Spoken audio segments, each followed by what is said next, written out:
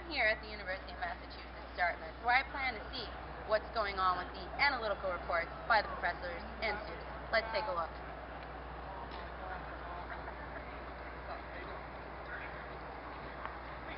On a realistic day at UMass Dartmouth, the students scurry their way to classes. Hello, ladies. Hello. Are you students at UMass Dartmouth? Yes, we are. And have either of you written analytical reports? Have not. Have not. What are your feelings about it? It sounds really cool and exciting. You girls go to UMass Dartmouth? Yes. Yes. Have either of you written an analytical report? No. No. No. No. Go. Never heard of it. Excuse me, ma'am, sir, hi.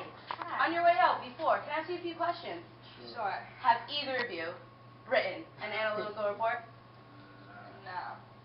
Never. Not once? No. Oh, well, thank you for your time. Can you tell me some of your thoughts about writing an analytical report? No, I can't. I've never done one, and I don't care to. So. It seemed as though I wasn't receiving much luck with finding someone to interview who had experience with analytical reports. Luckily, just in the nick of time, the sun came out at UMass Dartmouth. Excuse me, ma'am, sir. Hi, Tiffany Richard, reporting from Business Communications Channel. Hi. Hi, I gotta ask you guys a few questions. Have you ever written an analytical report? No. Never. No idea. Sir, you? Yeah. Oh, can you walk me through the process? How was it? It was pretty bad. You do some research and then put it together and write it. Really? On a scale of 1 to 10, how difficult was this task? 7. A 7? Well, I thank you for your time. So, Jenna, you are a senior here at UMass? Yep. And you have experience with analytical reports. I have, yep. Can you tell me a little bit about your topic? Well, I did mine on Royal Caribbean. It was difficult. We had to write like 40 pages. A lot of work. Had to look up a lot of stats, and basically what we had to do was find a way that you can make the company better. And we had to write an FAR on it. Really? Yeah. And would you say that it was very productive for your group or class? Was it something you would do once again? We had to do them individually, so we didn't have a group. So it was kind of hard doing all the work. I think that if I did it in a group, it would be a little bit better. So, I mean, I definitely recommend if you were doing it in a group that it would be a positive experience rather than a negative experience having to do it by yourself. Interesting. Now, tell me, on a scale of 1 to 10, 10 being most difficult, what would you rate this assignment? I'd say like a 7. A 7? Yep. Well, I thank you for your time. Thank you. Nice to meet you. Here I am at the Writing and Reading Center, where I hope to have more information about an analytical report. Hello, my name is Tiffany Richard. I'm here for the interview about an analytical report. Can I ask you some questions, sir? Sure, Tiffany. First of all, what's your name? Jerry. Hi, Jerry. I'm Tiffany. So, have you ever written an analytical report or a proposal of any such? Sure. And can you tell me a little bit about it? What were your feelings about it? Did you enjoy it? Did it help you with your critical thinking skills? I think I either like to write this sort of work or not. Some people are inclined to deconstruct everything. So they look at everything as an assemblage that needs to be looked at in its pieces. You don't see everyone doesn't do that. A lot of people take things on the whole and take it at face value. I personally like to see everything in its components. So that's the way I think. Probably maybe 10 or 15% of the populace is like that. Yes. And I thank you for your time, Jerry. Hello, Professor. My name is Tiffany Richard. And your name? Professor Golan. And how long have you been teaching here at UMass? 30 years. Oh, good for you. And have you ever asked your students to write analytical reports? In this class, the framing class, no. But when I taught the employment law class, I did. And did you think it was beneficial to the students for them to write these type of reports? Yeah, it gives them a better understanding of the nature of employment law when I was teaching that course, and gets them to think and process more than they would by just taking a regular true, false, multiple choice exam. And would you recommend this to any other class for them to write an analytical report for them to get better understanding of any type of issue?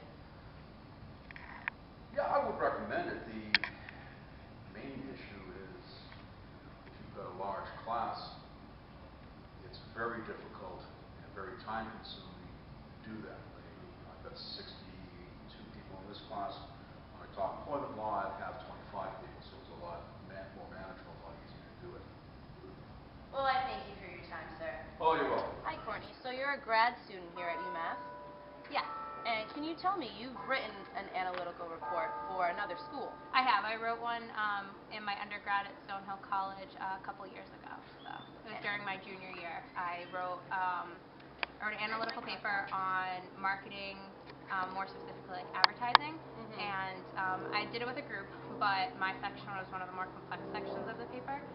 So I really had to do an in-depth analysis of the topic. Really? Yes. And how difficult and time-consuming was this? It was very difficult.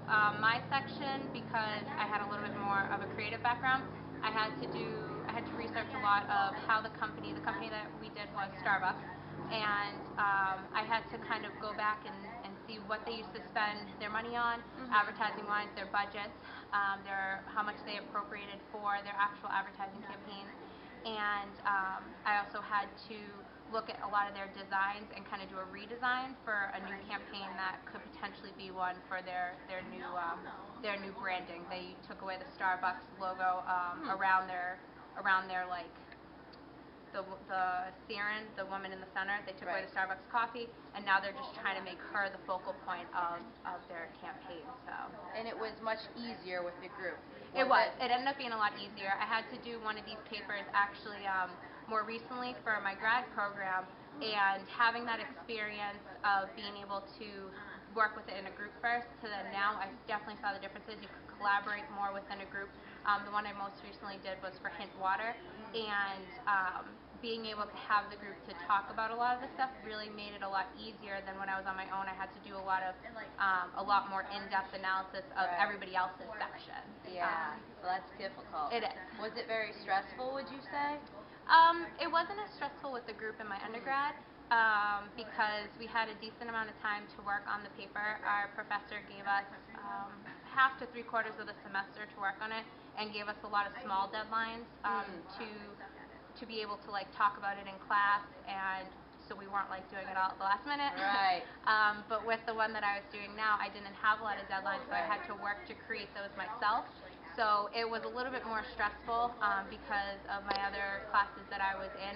It was more of an independent study for myself, so I kind of had to try and find it, and I ended up working a lot of it at the end of the semester. So I definitely saw the differences between the two.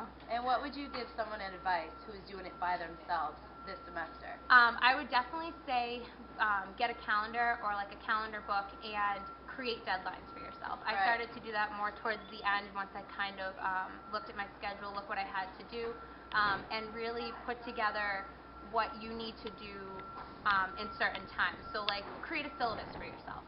If you were to be working with a professor, what would they want you to do in a certain amount of time? Look back at your old syllabus, see like certain sections that they would want you to do, and really work to make it yourself. Oh, well, I thank you, Courtney. You're welcome. There you have it, folks. UMass Dartmouth and all their information about an analytical report. Back to you, Group 1.